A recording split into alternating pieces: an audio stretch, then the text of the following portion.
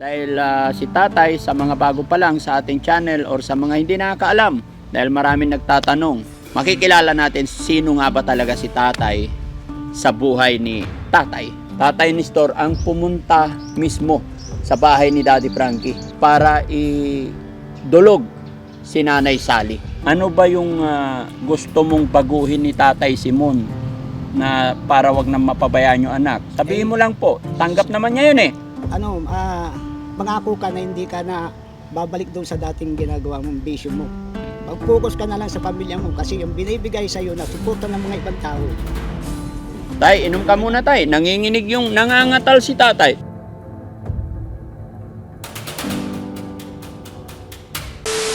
Kayo mga kababayan, magandang hapon po sa atin lahat. Kumusta po kayo? Ayan, sana po nasa mabuti tayong kalagayan lahat mga kababayan sa sobrang init ng panahon. Paalala lang po ang inyong lingkod mga kababayan. Inom lang po tayo ng maraming tubig. Drink more water sa sobrang init. Baka iwasan natin yung mga high blood, heat stroke, ganon. So makakatulong po. Kaya nito, tambay tayo sa silong ng punong mangga, inom ng maraming tubig, no?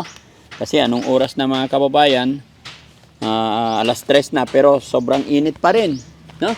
So mga kababayan, kaya nandito po ako ngayon dahil gusto kong ipakilala si tatay sa inyo.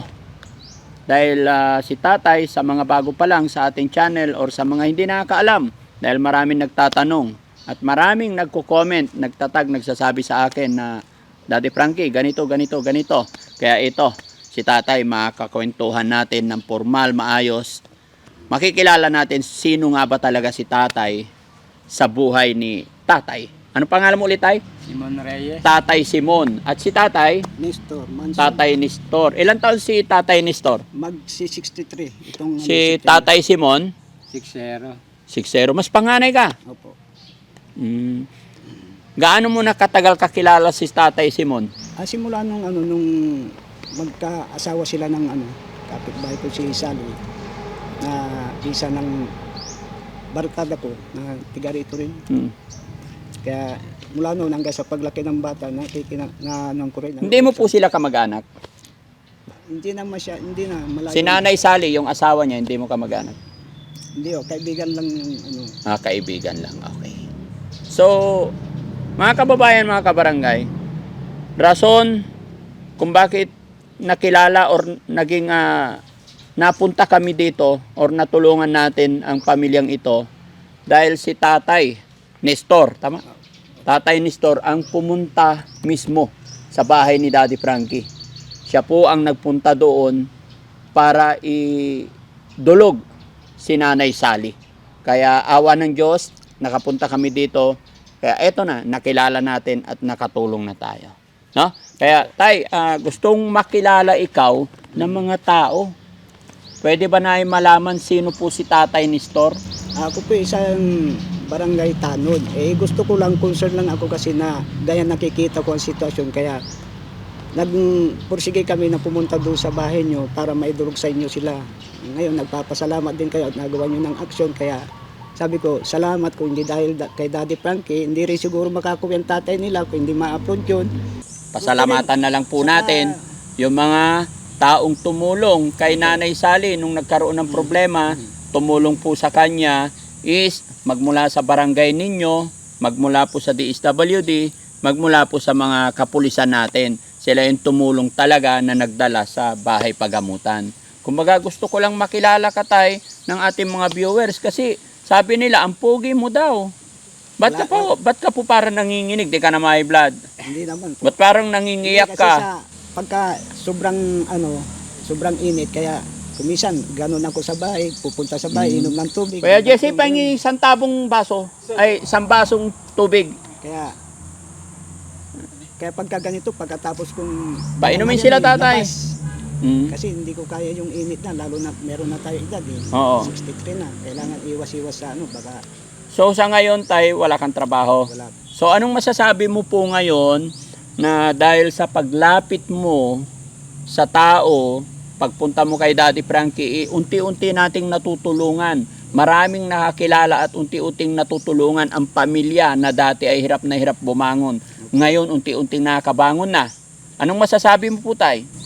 Ako malaking pasasalamat ko sa inyo at nabigyan sila ng at saka yung mga supporters po na nagbibigay ng tulong sa inyo malaking bagay na yan, at least nakakaangat-angat na sila ng unti kaya lang dapat magbago na rin ang tatay nila na pare wag sasaman loob mo ha. Pare ang tawagan namin Kaya, Sige po, tay, tama yun. Pagpayuan mo si tatay. para yung dating buhay nila nung maliliit pa yung anak hanggang sa lumaki hanggang sa ganito na dapat bumalik yun para nakikita ng tao na nag-improve na, nagbago na. Siyempre kailangan ng suporta ng mga tao yan. Naunawaan natin yung kalagayan niya, huwag natin husgan. Tayo di naman tayo, ang Diyos nga, nagpapatawad tayo. Tayo pa Opo. kayo na, Tama po yun. Tao lang tayo na inano ng Diyos Bakit natin husgan yung isang tao? Huwag natin gayunin. Pasalamat nga tayo dahil mayroong sumuportang katulad ni Dati Frankie. Tay, ano ba yung gusto mong baguhin ni Tatay Simon na para wag nang mapabayaan yung anak? Sabihin mo lang po, tanggap naman niya yun Siyempre, yung ginawa niya dati, yung pagsusugal, gano'n, yun lang naman ang hiling ko sa kanya. Kasi pag naalis niya na yun, totally kalimutan niya na yun. Mag-i-improve yung ano niya, lalo na pagka meron na siyang negosyo dyan. Basta pag nag-negosyo siya, huwag niya na ibalik, huwag niya na iisipin. Sana wag nang pumasok sa isip niya na, ay kumita ako ng malaki, punta ako doon. Ang hindi niya baka hindi niya alam, may nakakita sa kanya, pinicturan niya na hindi niya alam, tapos ipinost, nakita niyo, yun, sasama sa kanya. Kasi siyempre, ginagawa nyo ng paraan, saka yung mga tumutulong ng mga tiga-ibang bansa. Hindi, payuan mo siya at magkumpare para na kayo magkapatid. Sige nga. Pare pakiusap ko lang. Hindi lang ako maririnig ng bumbun nito na kailangan, mangako ka na hindi ka na babalik doon sa dating ginagawa mong bisyo mo. Mag-focus ka na lang sa pamilya mo kasi yung binibigay sa'yo na suporta ng mga ibang tao, wala nang ibang makakagawa nun.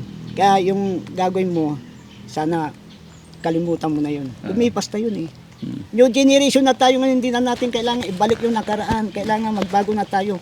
Tumatanda na tayo. Ikaw, 6 na taon pa lang. Ako, 36. Kumbaga sa balik ka rin mo yung 63, 36. Kaya ganun lang ang buhay. Parang gulong din yan Minsan mayroong pagsubok sa atin ng Diyos pero hindi tayo dapat kailangan lumuhod o ng kung ano man yung natin sa gato. Huwag na natin isusuko sa kapamakan.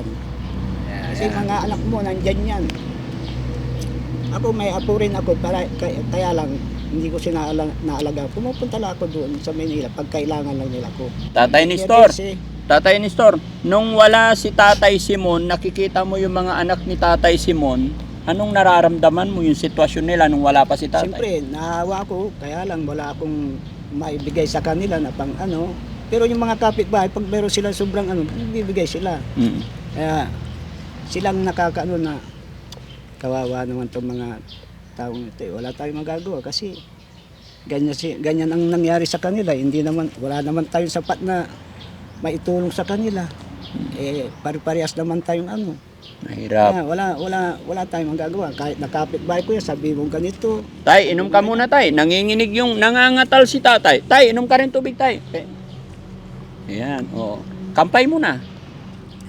Kampay muna kayo. Yan. Pare. Kasi Sige, tuloy mo na. Kampay mo muna. ganito Kampay. talaga. Yan, kampay. Ganito talagang pagka mainit. Pagka free ang araw, kayo nagkikwentuhan dito. Pupunta ako dito. Pupunta Minsan, dito. Pumupunta dyan, magkikwentuhan kami. Bakod lang naman na. Opo, okay, dito sa kabila. Yan Kahit sa umaga, 'di ba? Pag nagwawali si tatay, nandyan ka, kayo yung So tama lang na ikaw ang makakatulong din, kapitbahay talaga, no? So at saka tay, tama rin sinabi ni Tatay Nestor na baguhin na natin kasi nagkakaedad na tayo. Yung mga ikampay nyo na lang sa umaga tay, kape na lang. Kape. Oo, iwasan na natin yung 2x2. Ha? Tay, ilang 2x2 na ubos nyo? Ay, pagka 5 kami, mga 2, 3, yung pang daan lang sa kwentuhan. Pero wala namang na gagawing gulo dito sa amin. Peaceful ang mga tao dito. Very kami, good. Tapos si Kahit na may tatay, birthday, pag nagkakampay kayo, magaling kumanta. hindi naman siya makikipagkwentuhan lang. Pagkwentuhan Hindi lang. naman siya umiinom na totally. Dati pa, hindi na umiinom. Simula nung mag-asawa sila, hanggang Oo. ngayon, hindi ko siya nakikita. Halika dito, pre. Mm. Sige, tatabi ako, makikipagkwentuhan lang. Ganun lang naman siya. Oo. Hindi naman siya, pero kami talaga, minsan pag dumating yung mga barkada, hindi kasi may iwasan. Mm. May barkada kami, jeepney driver na Tigalipa, kagawad doon. Oo. Pagka naimbitan dito, Punta pumupunta rin. dito. Hindi Yun ang magkwentuhan. kakampayan ninyo. Oo, yun lang. Hindi namang... Si Tay, hanggang mga nakabidyo ilang kami. Mapapanood ng mga kumpare mo to, yung mga kabatat, katagayan. Shoutout mo sila. oras. Shout out dyan sa mga kaibigan ko, lalo na yung driver na Tigalapa dyan. Kumusta ka na dyan? Ingatan mo pagdadrive mo. Ang laki ng katawan mo ha. Inom ka palagi tubig. Tigalipa yan. At tigala pa. Oo, Tigalapa. Oh, di ba? O sige, kampay. Medyo matapang yata yung timpla mo, Jesse. Jesse. Isang kampay pa para maubos na. Yun. Okay. So, Tay, bilang matalik na kaibigan, ayun na tayo, pa-refill natin ulit. Okay. Okay. Okay na. Bilang matalik na kaibigan, nagpunta talaga sa bahay ko, naging concern. Ano naman ang balik or paano mo naman pasasalamatan si Tatay Nestor? Anong sasabihin mo sa kanya? Ako pagtungkol sa pagpapasalamat, hindi mauubos-ubos yung pasalamat ko sa kanya. Kaya nga, paano mo sasabihin yung hindi maubos-ubos? Sige nga, kahit kunting pasalamat. Pare, doon sa ginawa mo sa pamilya ko, pre. Di ba may kasama ka pang isa, si Albert, yung asawa ni Kagawad. Kay Albert, dito kay pare ko, kay pare Nestor. Kung hindi dahil sa inyo, hindi kami na ni Daddy Frank sa namin, kalagayan namin. Ngayon, yung pasasalamat ko sa inyo, lubos-lubos at saka yun nga, nagmamalasakit kayo sa amin bilang para makatulong at saka kilala ko si Albert si Albert na siyang tumutulong sa akin noon pa man. Kahit ako'y malayo din sa mga anak ko, yung anak ko mismo nagbabanggit ng mga tulong mo na nagpapadala diyan ng kahon-kahon na tulong na labis ang pasalamat ko sa inyo. Hindi siya nagkukwento, nagtutulong siya. Sabi niya sa akin, hindi naman ako sa mga pag tumulong ako, hindi ako nagsasabi sa mga kapitbahay ganyan. Kaya napatunayan ko naman dahil ang anak ko naman binabanggit sa akin. Kaya maraming salamat sa iyo.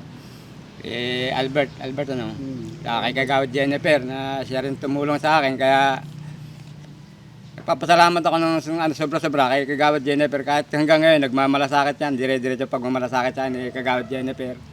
Na pinagdaman niya sa akin na talagang tao ang kanyang pagtulong. At saka dito sa kaibigan kong Nestor na kahit na sa anong paraan, ginawa niya ng paraan na si Daddy Frankie makontak niya para matulungan niya yung pamilya ko. Kaya maraming salamat talaga pare. Kung hindi sa'yo, baka hindi ko na alam kung ano nangyari sa mga anak ko talaga. Dahil kita mo naman, halos kahit nung abutan ni Daddy Frankie yung mga anak ko, halos bumigay na talaga halos sila lahat. Mantalong nung iniwanan ko sila rito, bago ako pumunta ng Cavite, mga healthy naman sila. Sa loob ng 2 taon na maganda kong pagpapadala sa kanila, maayos. Yung huling taon ako bumigay dahil sa karamdaman ko rin sinapit. Ngayon tay, tignan mo. Dahil sa yung kabutihan, dahil sa yung pag-concern, kiss mo na, kumpare. Kiss. Maraming salamat pare. Dahil sa iyong kabutihan, dahil sa iyong concern, may motor pa, brand new. Happy ka ba doon? Maraming. Nakita mo yon? Oo, nakita. Anong naramdaman mo? Anong naramdaman nyo nung nabigyan ng motor nabigyan ni Daddy Frankie ng motor si Tata, yung pamilyang ito? Mayroon ng motor. Saka narinig ko rin nung sinabi niyo na kakabitan niyo ng kulong-kulong para makapag-umpisa na siya ng Opo. ng business niya. Lalo na pagka dito na si RJ. Nabanggit yun, nakita ko sa Kaya sabi ko, yan, mag-uumpisa na yan. Sakto-sakto yon. Pag andyan na si RJ, tapos yon, inihintay ko lang yung sweldo ko para makabitan ko ng kulong-kulong, no? Happy ka ba para sa kanila? Happy ako basta. Yun lang. ano mo lang, basta yung sinasabi ko sa'yo palagi, huwag mong kalilimutan mo, mong tanggalin sa Ano yun? isip mo, yung babalik ka doon sa dati, dahil wala nang mangyayari, pag nangyari pa yung uli, baka ma-disappoint si Daddy Frankie, hindi na pupunta rito yan pagka nagagawa ka ng kanya. Kasi hindi lang siya, yung mga supporters na nagbibigay sa kanya ng tulong para sa inyo, hindi na mailalagay niya sa bulsa yun para sa iyo, nalalaman ng mga tao, ito yung binigay, yung share, nung ano, binabanggit din ni Daddy Frankie yun na, ito, pasalamat sa, kami kay ano, sabi, Transparent. para sa iyo yun. Transparent talaga. Basta hindi na aalis, no? Oo. O, kasi pag umalis pa, sigurado I'm sure problema. Okay. Baka Problema na naman yun. baka pag nakabitan natin ng habal-habal yun is dalin mo na naman sa Cavite, problema na naman. Oo, problema na naman. Okay? So basta dito na lang, ano? Ito na lang. Okay. So tay, dahil sa iyong kabutihan, napakabuti mong tao, Salamat po. mayroon kang premyo. No? Napanood kasi ng mga tao, may nakapanood na taong mabait. Sabi nga, Daddy Frankie, pag-ibigay mo dun sa tatay na lumapit sa'yo para ilapit sila Polybig. No? Tay, si Madam Perla Lagak Bermudez, nasa ibang bansa. Nagbigay po siya ng 5,000, ibigay ko daw sa'yo. No? Kaya ito, 5,000 para sa'yo daw to. Sa'yo daw po. Kamay po. 1, 2, 3, 4, 5, 6, 7, 8, 9, 10. Galing po yan kay Ma'am Perla Lagak Bermudez. Salamat po, Madam Perla, Laga Bermudez. Salamat po dito. Salamat po, God bless. High blood ka ba tayo? Ba't parang nanginginig ka? Kasi pagka, ganito, kasi dati, nung nagluluto ako, tapos, siyempre, pag ako gumawa lahat, pag ako nagkatay, ako nagluto, paghuhugas, pasma, epekto na ng ano rin siguro, yung pagod, saka yung puyat, lalo na pag kami nag-imbita sa akin ng kaibigan. Kumusta naman ang buhay-buhay ni Tatay Nestor? Okay naman po, sa ngayon, wala akong problema kahit na, makaraos lang ng, sa pang-araw-araw, saka malakas ang kasi, dahil ko na rin sinasabi na, bago ako matulog, pagkising ko, Lord, sana habaan mo pa yung buhay ko kasi may edad na ako. Saka kikilos lang ako ng konti dito sa bahay. Pagod na, kaya hindi ko na rin, Hingalin ka na rin. Oo, hingalin na rin. Gawa rin ng katandaan, no? Oo. Pero haba ang buhay natin, magdasal lang tayo, no? Kaya nga. Kaya kumain tayo 3 times a day. Oo. Huwag nang uminom. Oo, Wag yung ma- kapit sa katubig lang. Ha? Ayun, yung Oh, balak, sabi ko nga kape na lang po tayo ang itagay natin. Umaga, hapon, tapos kwentuhan lang. Huwag na yung baso mo, baso ko, baso mo, baso ko. Binanggit naman ito na ng totoo simula nang ako dumating dito. Oo. Hindi ako Nung dumating, hindi na. Ako sama. Pakikisama na lang. Ibig sabihin, siguro may 25 years na rin ako dito. Okay. Hindi ako kami yung sinabi. Tama yung sabi niya, hindi ako. Nakikipagkwentuhan lang ako. Yes. Pero nung binata ako, yung kinukwentuhan na pag-usapan natin sa Oo, sasakyan. totoo yun. Totoo yun kasi wala pa ako mga anak noon. Kahit ako tayo, naku. Nung Nung lumabas na kabataan yung ko, mga anak ko, naramdaman ko puro lalaki. Hindi Oh. ako hindi ko na kinakailangan magsigarilyo o uminom. Kaya Oo. matagal na akong hindi nagsisigarilyo simula nung. ingatan mo yung pera mo tayo, Pamilya ako. pamalaglag. Oo. Hindi, andito po. yung Ba't silver. siniksik mo dyan? May Yun bulsa lang. po ito. May bulsa. Oo, andito po yung Oh, silver. ingat ka tayo, ha? So, ano masasabi mo sa nagbigay, si Ma'am Perla? Salamat po, Ma'am Perla. Mm. Salamat po dito sa binigay yung grasya. Malaking tulong na po ito. Sana marami pa po kayo matulungan. Very good. Nakaka-touch naman. So, yun, mga kababayan, mga kabarangay. Muli po ako'y magpapasalamat sa lahat ng ating mga kababayan OFW na talagang walang sawang sumusuporta kay Daddy Frankie. Ganon din po sa mga kababayan natin na nasa ibang bansa. Kasama ng aking team, maraming salamat. Nawa po ay lagi kayong nandyan, lagi kayong nakasuporta para sa ganun tuloy-tuloy po tayo makatulong sa ating mga kababayan. Sa mga bago pa lang sa aming channel, mga kababayan, ako po si Daddy Frankie, anak ng Pangasinan. Maraming salamat. Ako'y maglalambing po. Pakishare po natin itong videos na ito. At syempre, ako'y magpapaalala, baka may hindi pa nakasubscribe sa aking YouTube channel, pasubscribe po. Paklik na rin yung bell button. Nang sa ganon, lagi po kayo ma-update sa mga upload videos pa namin. Marami pa tayong i-upload mga kababayan. Marami pa tayong balak gawin para makatulong sa ating mga kababayan. Kahit anong mangyari, hindi po titigil ang inyong lingkod. Tutulong, magpapaabot ng mga tulong na abot ng aking makakaya. Siyempre, sa gabay ng ating Panginoon, sa tulong ng aking team. Kaya mga kababayan, mga kabarangay, lahat ng aking team, alam kong kilala nyo na sila. Paki-support din po sila. May mga YouTube, may mga Facebook page din po sila. Para sa ganon, mas lumawig, mas lumakas yung pagtulong ng Team Daddy Frankie. Muli po, magandang hapon sa atin lahat mga kababayan. Shout out po sa buong Team Daddy Frankie. Mabuhay po tayong lahat and God bless po.